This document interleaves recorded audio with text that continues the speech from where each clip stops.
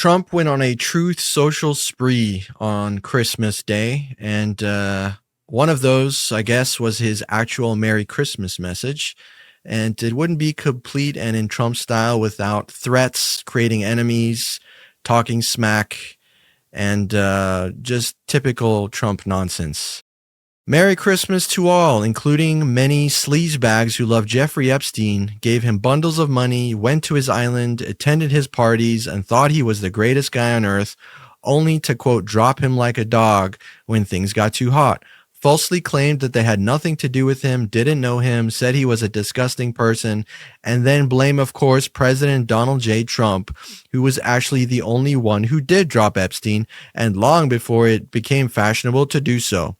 When their names get brought out in the ongoing radical left witch hunt, plus one lowlife, quote, Republican Massie, and it is revealed that they are Democrats all, there will be a lot of explaining to do, much like there was when it made public that the Russia hoax was a fictitious story, a total scam, and had nothing to do with Trump, all caps in quotes.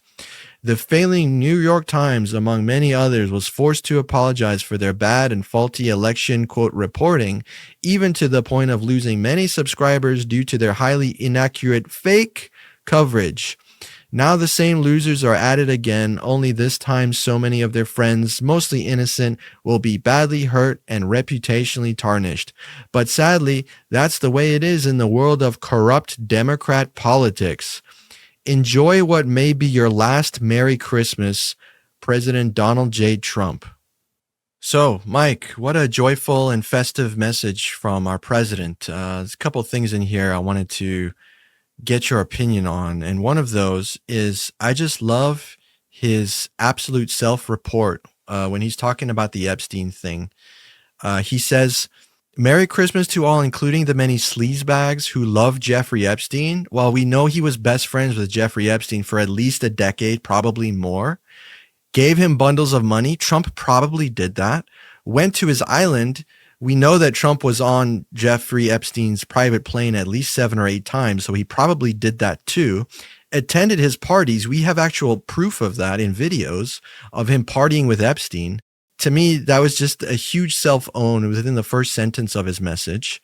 Then, of course, he goes on to call out and create enemies, as always, the radical left, the Democrats. He names Thomas Massie because he's been on his ass. And actually, the reason we have the Epstein files that we do, even though they're hugely heavily redacted in the state that they are, is because of Thomas Massie. Both him and Ro Khanna put forth the Transparency Act to get these files released. So that is why Trump is going after Massie, because Massie is actually one of the huge reasons why we're actually getting the files.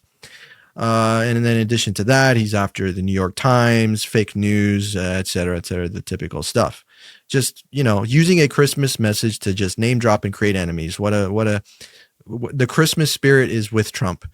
And then I love how he mentions the quote, mostly innocent people will be badly hurt and reputationally tarnished by this Epstein stuff. Like, since when is Trump concerned with other people? Oh, I know. When they're billionaire friends of his, that's when he's concerned. Is Trump concerned with people who he innocently bombs in the Caribbean?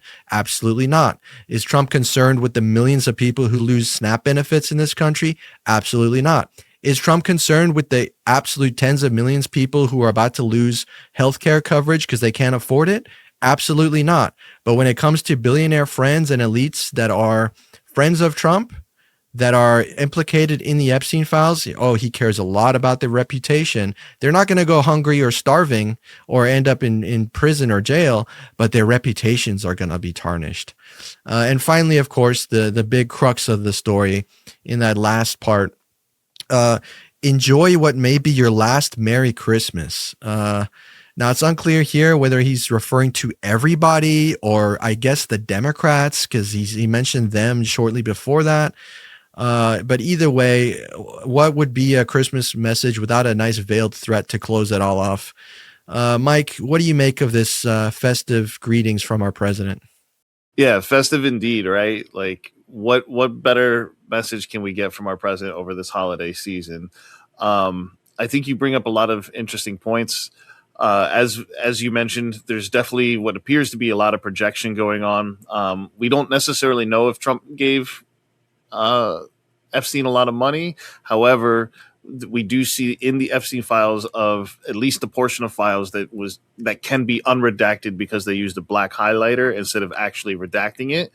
That particular portion pertains to money transactions being used to silence victims and to, in particular, the companies that the money was moved through. So it is very possible that Trump could have been part of that process.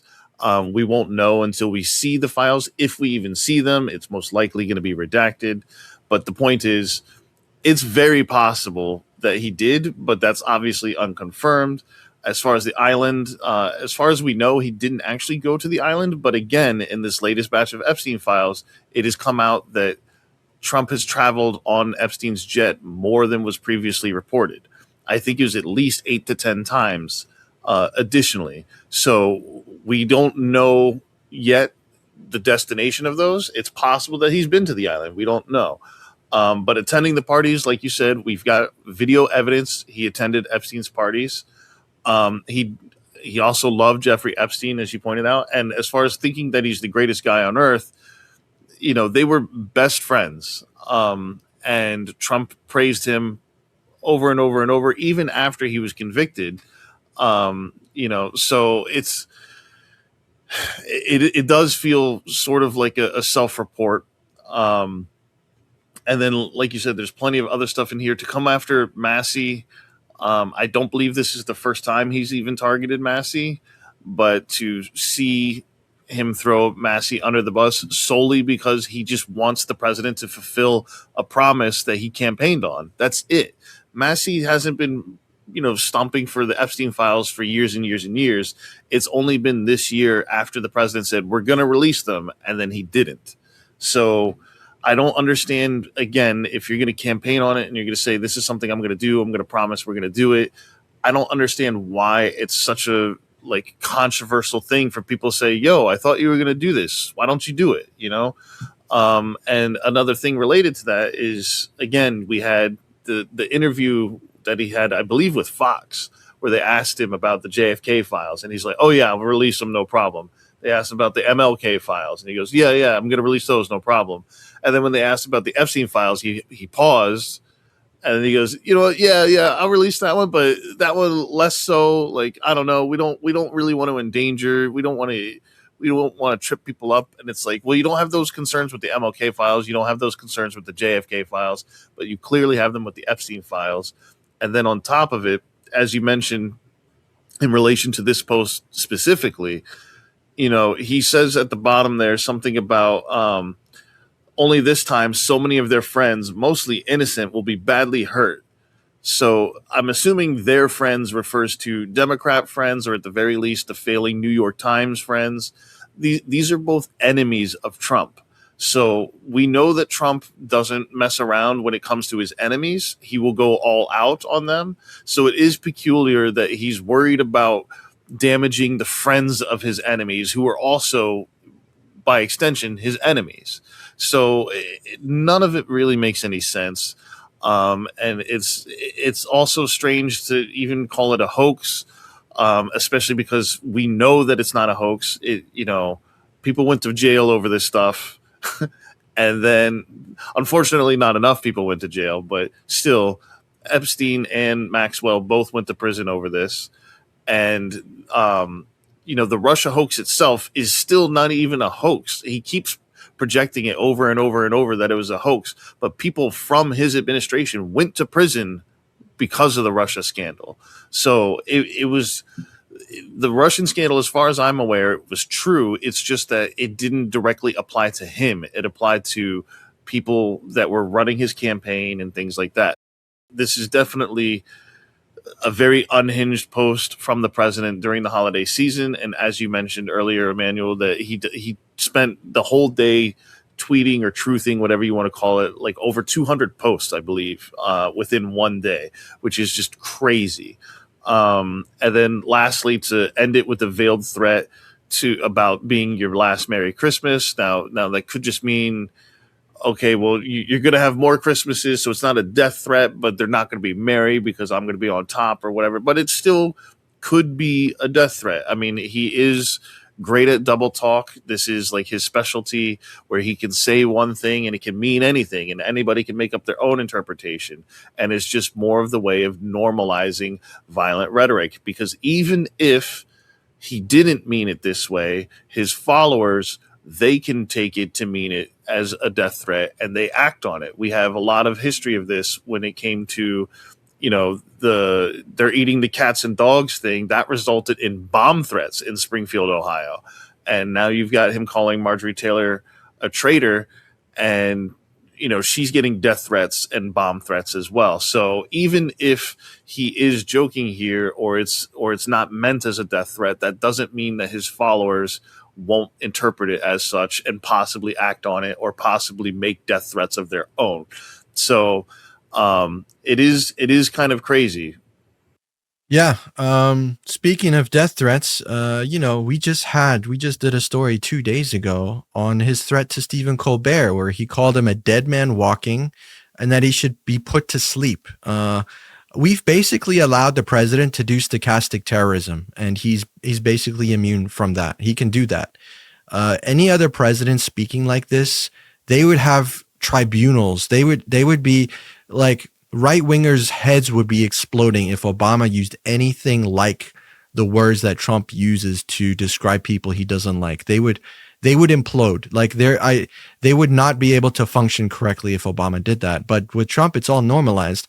And unfortunately, in the situation we are, Trump uses his personality and his charisma to play it off like it could be a joke. But if someone goes and does something heinous in the name of MAGA or in the name of Trump, it no longer is a joke. We already had 2 Democratic lawmakers that were killed earlier this year. That wasn't a joke. Charlie Kirk was assassinated. That wasn't a joke. We already are in a culture of violence and political assassinations, which is not good for anybody. Doesn't matter what your political views are. And Trump doesn't care. He just pushes along. He uses the language that he does, knowing that it's inflammatory, knowing that it could get people hurt and killed. The other one was the judge that ruled against one of his, I think it was one of the deployments of the National Guard, and they had their house burned down. Like, luckily they survived; they were able to get their family out. But these types of political attacks and violence, they happen, and Trump just keeps getting away with stochastic terrorism, and it's a really sad thing to see. Another thing I wanted to mention over here was Thomas Massie. He actually did respond to the president, and I think he made a really great point here. He basically said, "Merry Christmas to you too, Mr. President. So I've teamed up with the radical left Democrats to expose Democrats. This 4D chess is fun." And I think that just sums up the hypocrisy of what Trump is saying by calling out Thomas Massie. Everyone knows why Trump is calling out Thomas Massie. It's because he's the one leading the charge on the Epstein files, and Trump doesn't like that. Trump doesn't like him unveiling to the public the truth, because Trump is implicated in the truth. There's no other reason that Trump is targeting Massie. It's as simple as that. And Massie, in his principled way, is firing back and calling out the BS. I'm loving that from Massie. I think him and Ro Khanna are 2 greatest congressmen at the current time. They are really the only 2 seemingly working in a bipartisan fashion for the people, which we would expect from all of our Congress people. But, at least we have those 2, and they've kind of been leading the charge on Epstein, getting the Transparency Act put forward, voted on virtually unanimously. So they were leaders in this respect. And I would like to see more of that from our other congressmen. Yeah, definitely. And I think that the big thing to point out here, too, is that Massie is also calling for impeachment of Pam Bondi. And I believe if that goes through, that would be the first time that a DOJ official has ever been impeached by the majority. Usually these impeachments happen by minorities because they don't like how the ruling party is ruling. But here we have the party turning on itself and impeaching itself. So I personally want to see that go through. I think Pam Bondi, Kash Patel, those 2 at least need to go, because the way that they've handled this Epstein release is not only illegal, but also completely disgraceful.